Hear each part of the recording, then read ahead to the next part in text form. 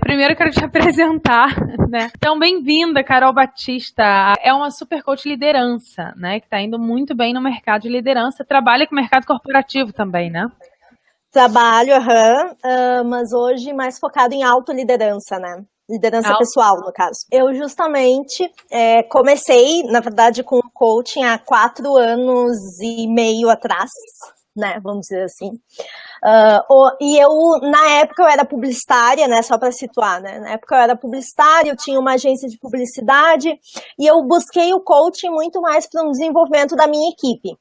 E aí, quando eu fiz, depois, né, da formação, novas possibilidades se abriram, assim, um campo se abriu. Então, eu já estava gostando cada vez mais dessa questão de desenvolvimento humano, mas eu tinha minha empresa, né? E eu comecei a atender meio que, assim, atendi os meus funcionários, comecei a trabalhar como coach interno, e aí eles começaram a se desenvolver, começaram a ver os resultados e começaram a me indicar. Não era a minha ideia, né, atuar com outras pessoas a não ser da minha equipe. Só que isso começou a crescer.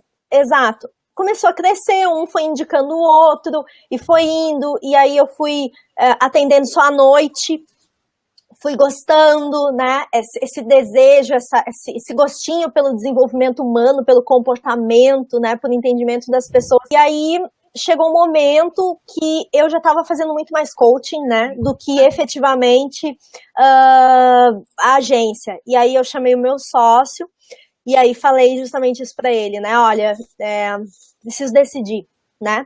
Meu pai tem uma frase que eu sempre falo, que ele diz assim: um bunda não pode 2 cavalos cavalgar. Como é que é essa frase? É frase de gaúcha, hein? Sim, um bunda, não é uma bunda, é um bunda não pode 2 cavalos cavalgar. E eu levo essa frase porque é bem isso, né? Você não tem um foco duplo, né? Você não consegue ter, você não consegue, essa história de multitarefa, enfim, não existe, né? Você não consegue dar foco nas 2 coisas e fazer 2 coisas muito bem. E aí eu tinha que escolher entre continuar com a agência e focar no desenvolvimento humano, no coaching e tal. E aí eu fiz uma escolha, eu percebi que eu tinha um talento que estava sendo muito aflorado e aguçado e natural para trabalhar com coaching. Ou seja, foco, né? Sim, exato. E aí eu percebi que eu tinha um talento, que eu estava acessando uma área de talento que eu desconhecia, né?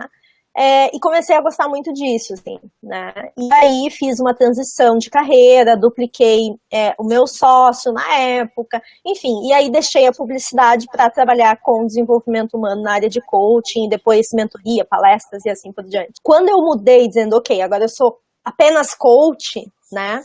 Eu fiz assim, tive que, tu tem aquela visão, né, de que, ok, todos os meus horários à noite estão cheios, mas é diferente quando você tem que viver, né, você vira um profissional autônomo, no caso, e você tem que viver disso, e ninguém vive apenas com 5 clientes, né, a não ser que, obviamente, o processo seja lá em cima. Mas um iniciante, você precisa de um volume maior de clientes, ou tu ter uma diversificação de serviços, né? E, mas, na verdade, foi aí que eu... Desculpa, você não tinha site ainda como coach, você estava só informal, focada na agência, e quando você fez a transição, você ainda não... Ou já tinha? Não, eu tinha um site, eu já tinha site, marca, já trabalhava com autoliderança desde o início, que era a questão da liderança pessoal, né?